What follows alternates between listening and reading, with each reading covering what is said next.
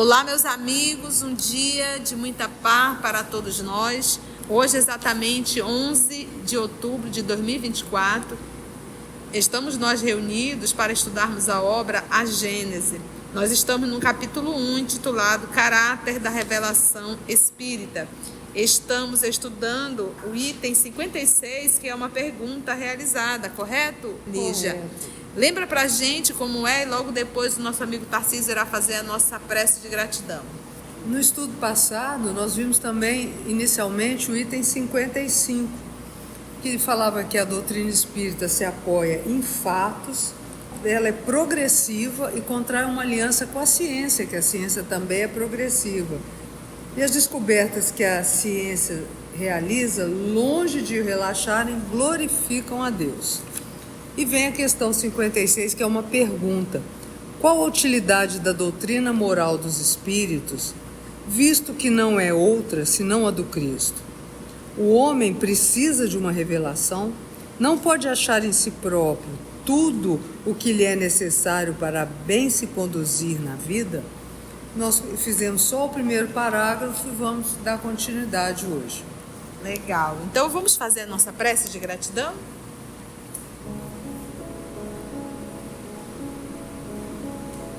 Pai Celestial, amado Mestre Jesus, queremos mais uma vez agradecer as bênçãos dessa oportunidade de estudo, pela nossa saúde, pela vontade de estudar, pelas bem-aventuranças que recebemos, pois sabemos que como é bom entender o que é a vida, aprender o que se passa, o que se passou no passado, que estamos aprendendo para nos modificarmos.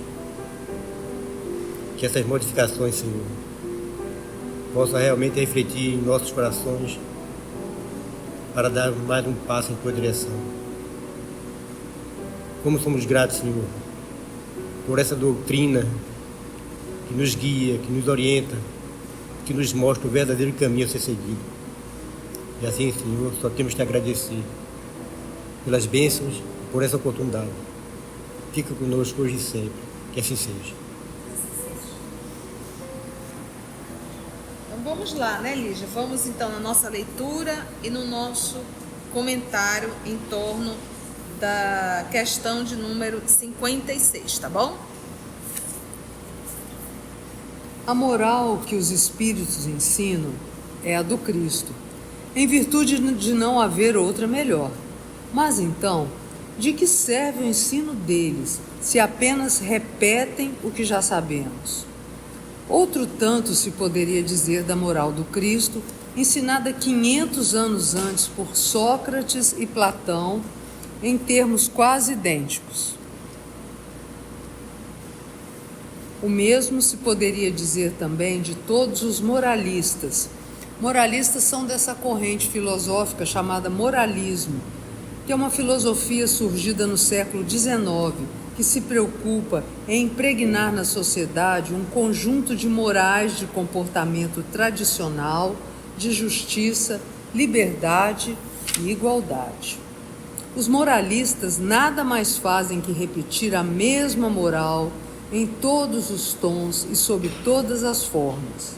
Pois bem, os espíritos vêm, muito simplesmente, aumentar o número dos moralistas, com a diferença de que, manifestando-se por toda parte, tanto se fazem ouvir na choupana como no palácio, tanto pelos ignorantes como pelos instruídos.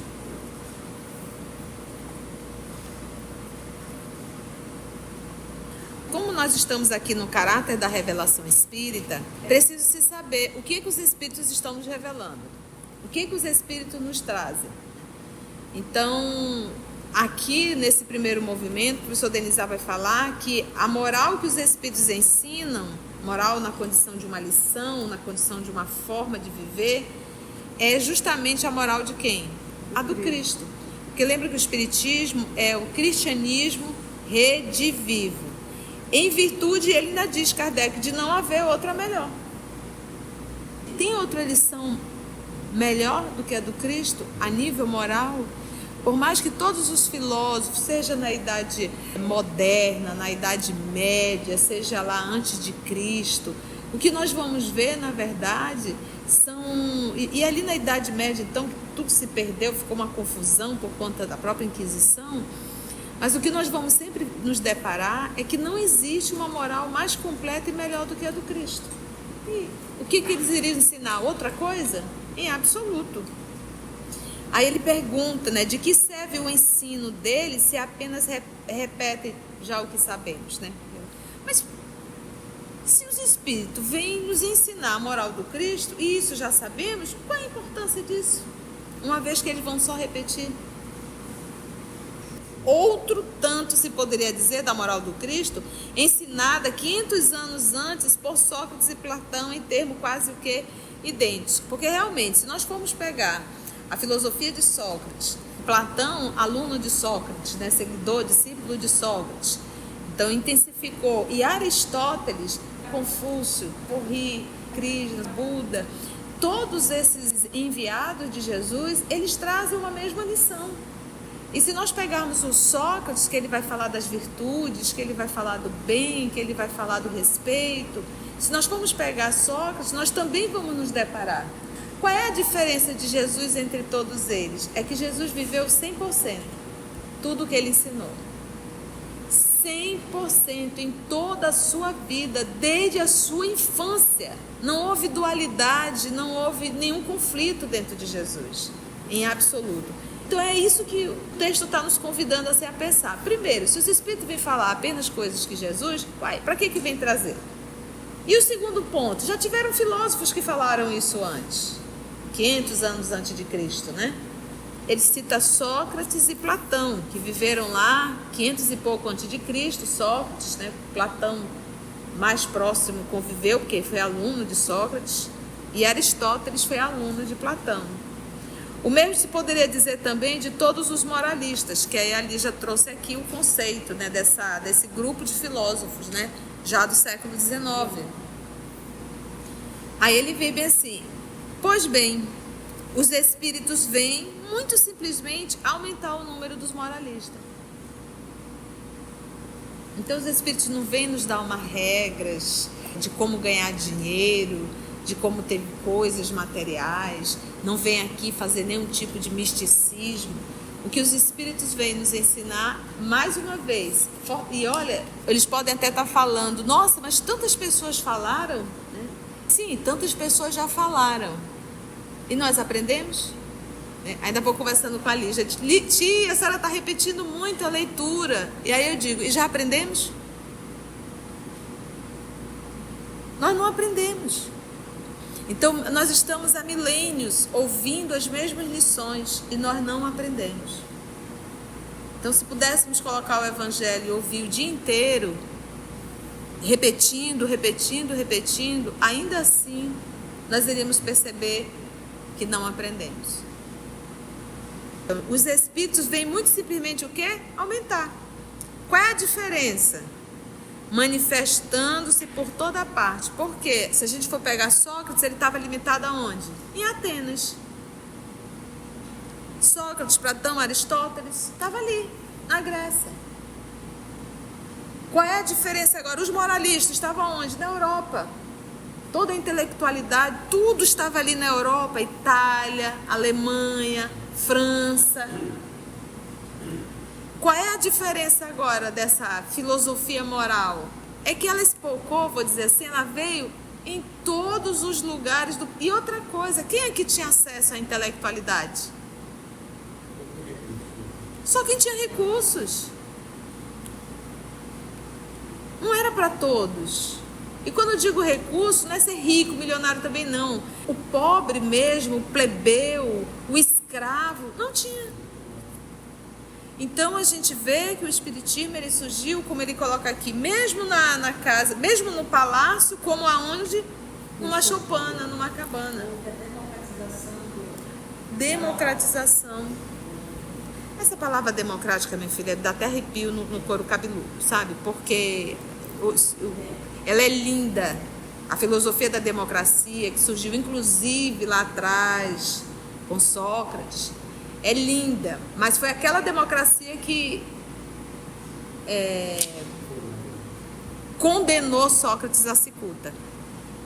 Então, a democracia ela funciona quando tem um povo moralizado. Enquanto não tiver, a democracia é um faz de conta. E aí vamos para o próximo. O que o ensino dos espíritos acrescenta à moral do Cristo é o conhecimento dos princípios que regem as relações entre os mortos e os vivos. Princípios que completam as noções vagas que se tinham da alma, de seu passado e de seu futuro, dando por sanção à doutrina cristã as próprias leis da natureza. Então vamos esticar isso daí, que essa entrada aqui, o caráter da revelação espírita, ela é muito importante para todos nós espíritas. Primeiro ele diz que o ensino dos espíritos acrescenta a moral do Cristo, não é assim, acrescenta a moral do Cristo, que já está, é o conhecimento do quê? Dos princípios que regem as relações entre os mortos e os vivos. Jesus pôde falar isso na época? Não teve. Então, a moral do Cristo que ele trouxe foi acrescentado esses ensinos. Qual é o ensino? Entre os mortos e os vivos. Entendeu? Por isso que é interessante a gente ler ticando. Porque se a gente faz uma leitura corrida, a gente não consegue entender esse acraseado aí.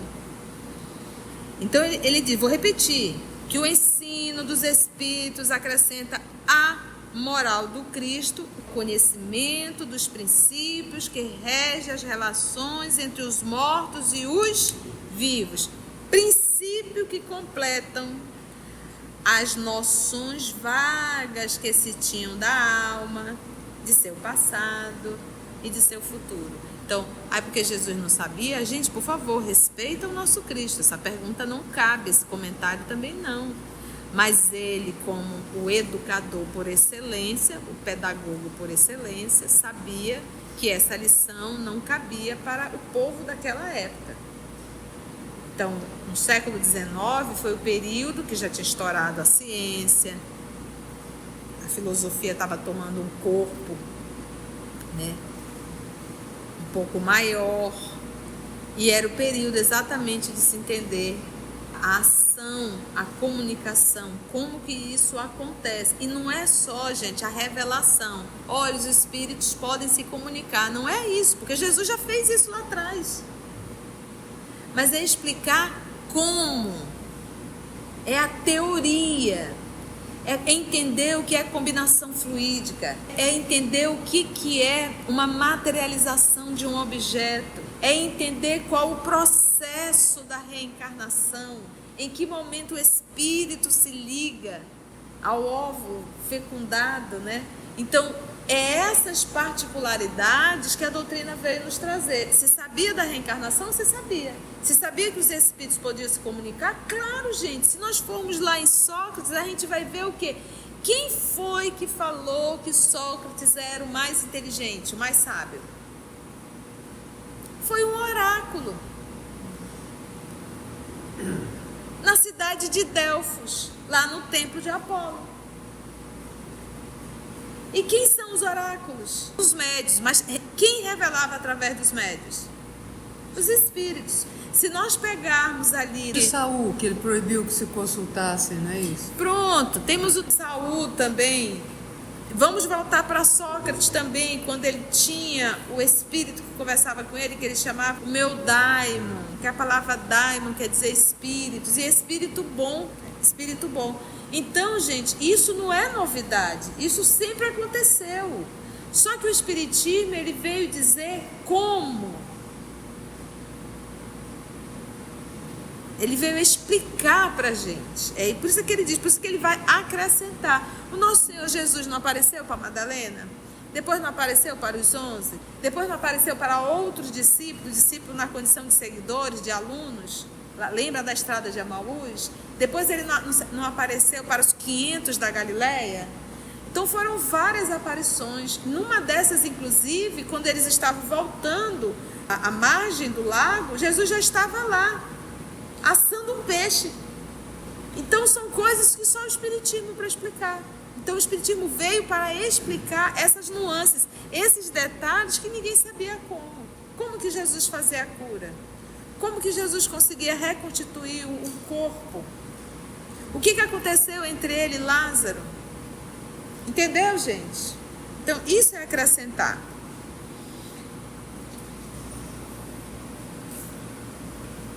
Com o auxílio das novas luzes que o Espiritismo e os Espíritos trouxeram, o homem compreende a solidariedade que religa todos os seres.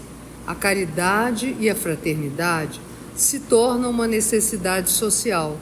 Ele faz por convicção o que fazia unicamente por dever, e o faz melhor. Somente quando praticarem a moral do Cristo, os homens poderão dizer que não precisam de moralistas encarnados ou desencarnados. Ora, nessa época, Deus não lhes enviará mais nenhum. Porque Ele manda, porque a gente já tinha a lei na consciência. Mas por que Ele manda? Porque o homem se esquece, então tem que ficar mandando esses profetas. Né? Se a gente já tiver praticando a moral do Cristo naturalmente, não vai precisar de vir mais nenhum deles, porque aí a gente já aprendeu de verdade, não é isso?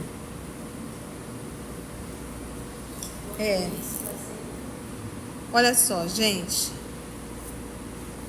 Ele coloca essas luzes como um auxílio, né? Um auxílio das novas luzes que o Espiritismo e os Espíritos nos trouxeram. Ele fala que o homem aí compreende a solidariedade que religa todos os seres. Ele fala da caridade e da fraternidade, ela se torna uma necessidade, o quê? Social, de se conviver. Ele faz por convicção o que fazia unicamente por dever e faz agora o quê? Melhor, porque ele compreende. Porque uma coisa é a educação social. A outra coisa é a convivência social pautada no amor, pautada na moral cristã. Difere, entendeu? Por isso é que ele fala aqui, que ele diz assim, olha, a caridade e a fraternidade se tornam uma necessidade social e ele faz por convicção, agora sabendo por que deve fazer, o que fazia unicamente por um dever. Só que agora ele faz o quê? Muito melhor essa relação.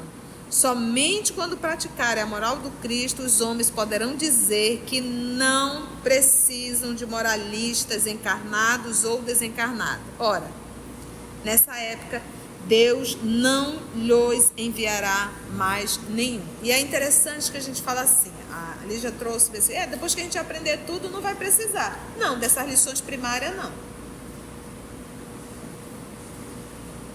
Terão outras lições. A moral do Cristo já vai estar estabelecida, né? Não vai ter.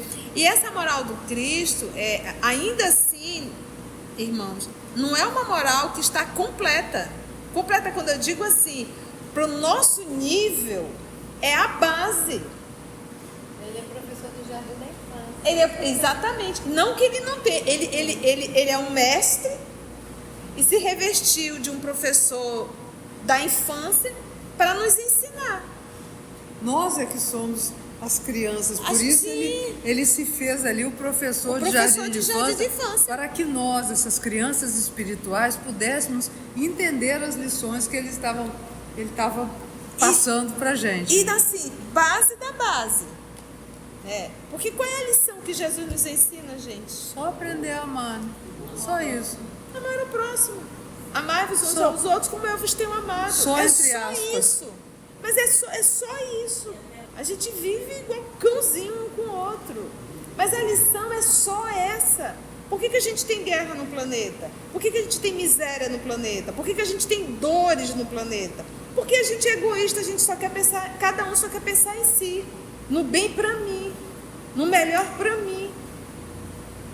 A gente é capaz de abandonar uma família para satisfazer uma vontade fisiológica, um prazer. A gente abandona filho, filha, marido, esposa.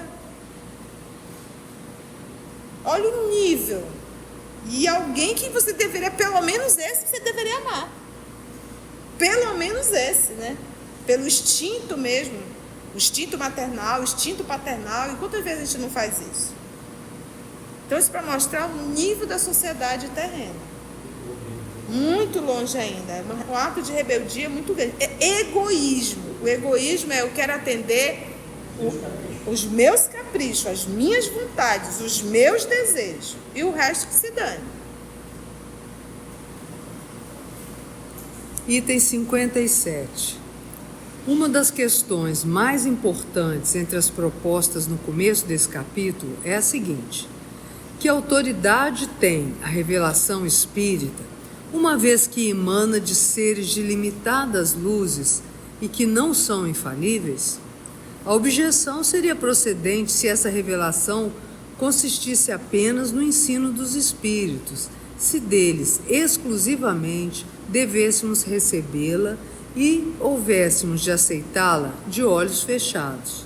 Perde, porém, todo valor desde que o homem concorra para a revelação com seu raciocínio e o seu julgamento. O que o Kardec fala aqui? Devemos aceitar cegamente tudo que os espíritos falam?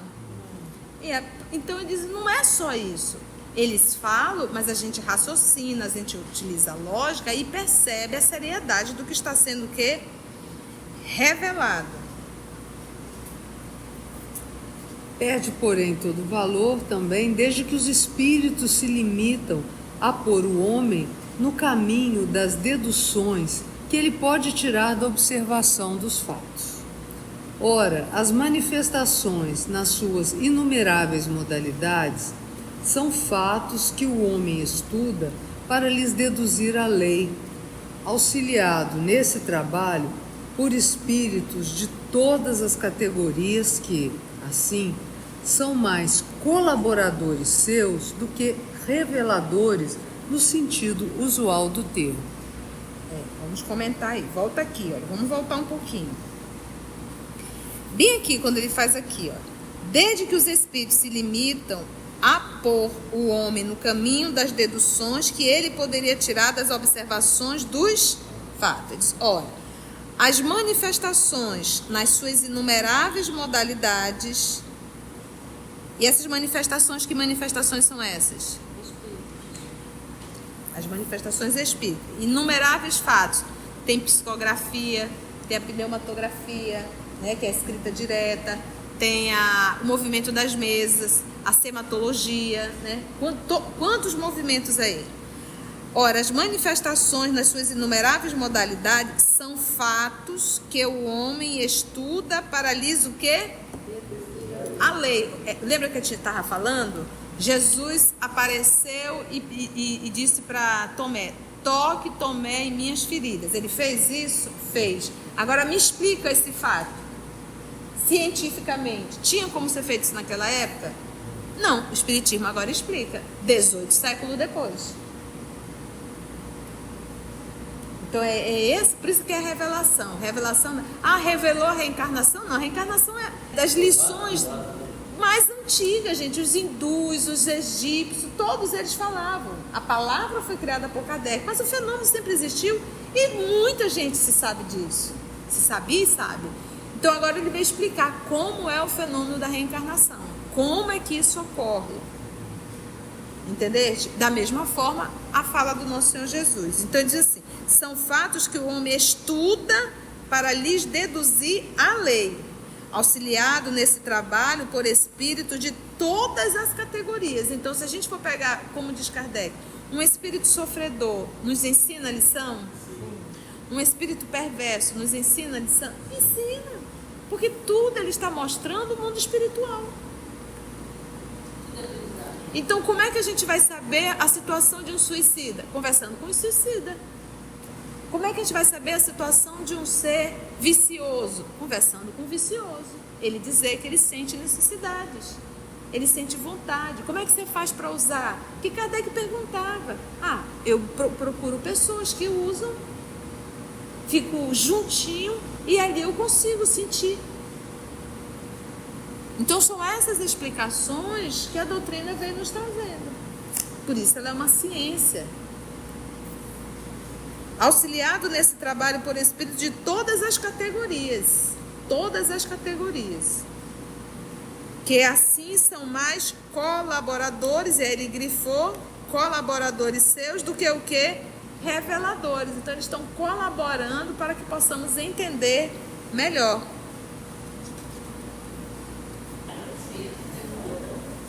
Ele submete os dizeres ao controle da lógica e do bom senso, beneficiando-se desta maneira dos conhecimentos especiais de que os espíritos dispõem pela posição que se acham, mas sem abdicar do uso da própria razão.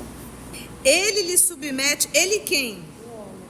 Lhe submete os dizeres ao controle da lógica. Então os espíritos vêm e nos revelam, e o homem submete essa revelação à lógica. Isso ele está querendo dizer: devemos aceitar tudo que os espíritos dizem?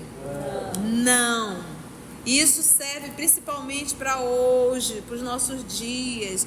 O espírito fala na reunião mediúnica: por favor, submeta isso à lógica e ao bom senso, se o grupo tiver.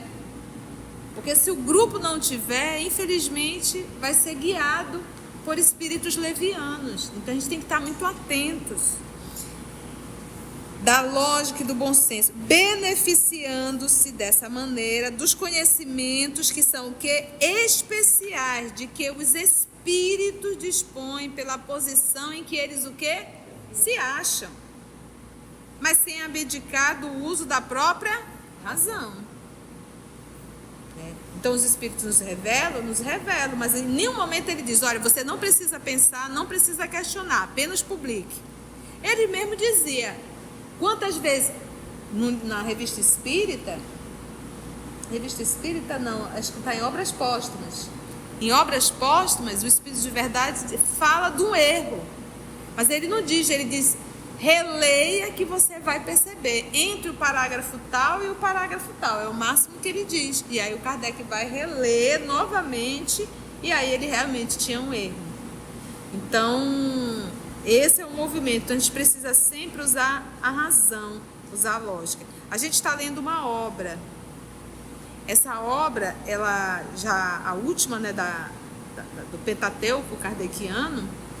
E eu digo, a gente lê as obras de Kardec, a gente precisa ticar para a gente entender.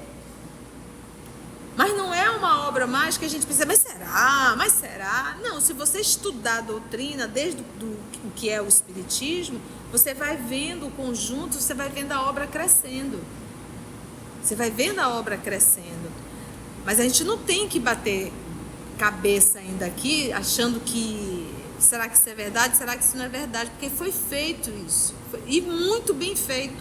Por alguém de uma intelectualidade, a gente que está estudando revista espírita, né, ou Carlinha, a gente percebe a intelectualidade do professor Denizar. Agora, quando a gente pega uma obra que não passou por esse critério, um livro que hoje tem um número enorme de obras mediúnicas ou não, mas isso não quer dizer que são obras espíritas. E é isso que eu sempre digo, gente, o fato de você estar estudando uma obra que foi psicografada, isso não quer dizer que seja uma obra espírita. Se tiver um espírito, se tiver um médium, e médium não é um atributo do espiritismo, é um atributo do espírito. Se tiver um médium de psicografia e um espírito, vai se comunicar. Agora, ninguém sabe se o que o espírito está escrevendo é doutrinário. Está dentro da ciência espírita. Porque os espíritos sabem tudo? Há diversas ordens de espírito. Pode ser um espírito leviano, pseudo-sábio. Se divertir com a gente. O que faz o maior estrago é o pseudo-sábio. Porque ele usa palavras, ele tem um certo conhecimento, mas ele não tem a verdade. Então ele manipula a consciência. A gente sabe que muitas vezes o estudo, o aprendizado, pode ser muitas vezes um instrumento de guerra. Quantas vezes a gente não usa o aprendizado por um ato de violência? Né? Às vezes a gente aprende para ser violento. A gente aprende para apontar, a gente aprende para dizer tá errado, a gente aprende para dizer eu sei. Para humilhar alguém, para ressaltar, né, Para aquela humilhar. vaidade Então, ali, muitas vezes o aprendizado pode ser sim um ato de violência. Vamos só finalizar esse, Lígia? Vamos lá.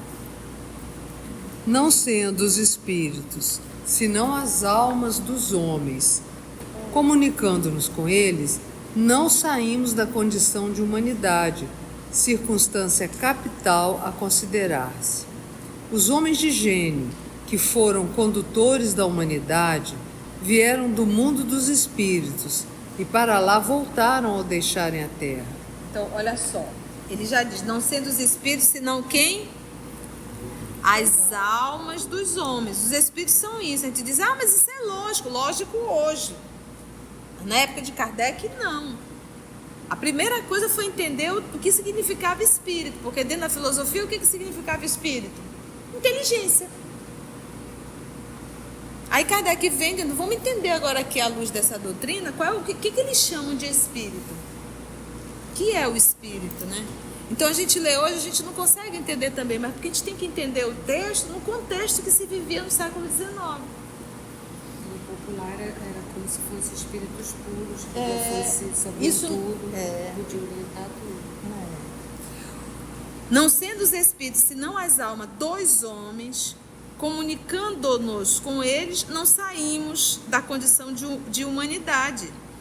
Circunstância capital o que a considerar. Ou seja, os espíritos não são seres do outro mundo, fantasmas. São apenas quem? Humanos. Qual a diferença? Sem o corpo físico. Ou seja, carrega emoções? Carrega, gente. Mas as emoções são fisiológicas, sim, ele tem um corpo perispiritual. Vieram do mundo dos espíritos e para lá voltarão ao deixarem a terra. Nós vamos voltar para onde quando a gente sair? Para o mundo dos Para espíritos. o mundo dos espíritos. Por mais que a gente fique aqui atrapalhando a vida das pessoas, porque às vezes a gente fica, mas ainda assim a gente está no mundo espiritual. A gente não faz mais parte do mundo físico. A gente pode até atuar sobre ele, atuando sobre as pessoas, mas a gente não faz parte mais dele. Aí ele diz, os homens de gênio, os homens intelectuais, né, que foram condutores da humanidade, vieram do mundo dos e para lá vão voltar ao deixarem a terra. E a gente sabe que, por isso que a gente diz que muitas vezes o desenvolvimento da inteligência, a inteligência, ela pode sim ser um ato de extrema violência. Quantas vezes a gente faz uma roda assim, vamos conversar sobre um tema e daqui a pouco a gente vê uma discussão? Alguém querendo ser mais inteligente que o outro. Isso é o quê? Violência. É um ato de violência. Então, os homens de gênio, eles não conduziram a humanidade? Claro que conduziram. Vamos lá mais um pouquinho. Considerando-se que os espíritos podem comunicar-se com os homens, esses mesmos gênios podem dar-lhes instruções sobre a forma espiritual, como fizeram sob a forma corpórea. Então a gente tem no livro dos Espíritos Sócrates, temos João Evangelista, temos Swedenborg, São Luís. temos São Luís, temos Santo Agostinho. Foram espíritos que trouxeram grandes lições. Santo Agostinho ali, eu acho que entre 400 depois de Cristo, ali era o pai da igreja, né, naquela condição de formação. Quantas lições ele trouxe? Mas ele também, depois de espírito, ele trouxe. Dentro da codificação, nós temos mensagem de Santo Agostinho. A famosa questão 919 foi respondida por Santo Agostinho. Então, da mesma forma que eles ajudaram quando estavam aqui encarnados, mesmo na condição de espíritos, podem continuar ajudando. Podem instruir-nos depois de terem morrido, tal qual faziam quando vivos. Apenas são invisíveis ao invés de serem visíveis, sendo essa a única diferença. A experiência e o saber de que dispõem não devem ser menores do que antes, e, se a palavra deles, como homens, tinha autoridade, não há razão para tê-la menos somente pelo fato de estarem no mundo dos espíritos. Não é fato isso? Poxa. E detalhe, quando ele retorna ao mundo espiritual, ele acessa a sua condição de espírito. Então pode saber até muito mais. Gente, quando a gente estuda Sócrates, poxa, 500 anos de crise, meu Deus, esse homem estava... De onde veio esse homem? Quando a gente estuda, até Confúcio, gente, que é antes de Sócrates. Então, são coisas que a gente percebe que é essa enxertia divina, né? São espíritos responsáveis que foram enviados para isso, para esse trabalho de nos esclarecer. Isso mostra a amorosidade divina. Paramos aqui, Lígia? Paramos aqui. Foi bom? Muito bom. Aprendizados? Muito, né? Se você chegou até aqui o final, deixa seu comentário. É muito importante a gente poder ler o teu comentário. Não esqueça de curtir para que possa divulgar a página. Dá o seu like, né? E, se possível, faça a sua inscrição no nosso canal e toca o sininho. Porque quando você toca o sininho, o YouTube avisa para você quando o EOS publicar um novo estudo. Então, receba um grande abraço da família EOS Manaus. Antes de orarmos em agradecimento, vamos ouvir algumas considerações da tia que destacamos neste estudo para a reflexão dos ensinamentos. Vamos aos destaques da tia? Não existe uma moral mais completa e melhor do que a do Cristo. Se nós formos pegar a filosofia de Sócrates, Platão, aluno de Sócrates, né, seguidor, discípulo de Sócrates, então intensificou, e Aristóteles, Confúcio, Porri, Krishna, Buda, todos esses enviados de Jesus, eles trazem uma mesma lição. Qual é a diferença de Jesus entre todos eles? É que Jesus viveu 100%, tudo o que ele ensinou. 100% em toda a sua vida, desde a sua infância. Não houve dualidade, não houve nenhum conflito dentro de Jesus. Então é isso que o texto está nos convidando a pensar. Primeiro, se os Espíritos vêm falar apenas coisas que Jesus, para que vem trazer? E o segundo ponto, já tiveram filósofos que falaram isso antes. Tantas pessoas já falaram. E nós aprendemos? Então, nós estamos há milênios ouvindo as mesmas lições e nós não aprendemos. O ensino dos Espíritos acrescenta a moral do Cristo, o conhecimento dos princípios que regem as relações entre os mortos e os vivos.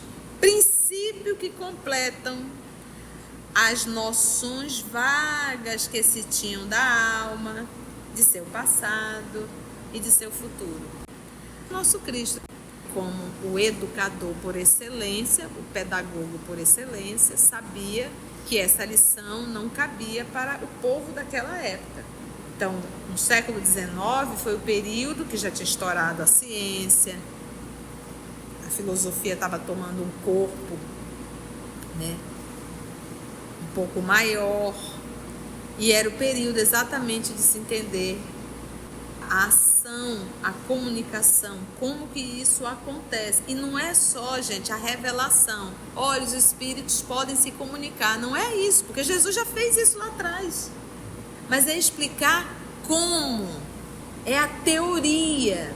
É entender o que é combinação fluídica. É entender o que é uma materialização de um objeto. É entender qual o processo da reencarnação, em que momento o espírito se liga ao ovo fecundado. É essas particularidades que a doutrina veio nos trazer.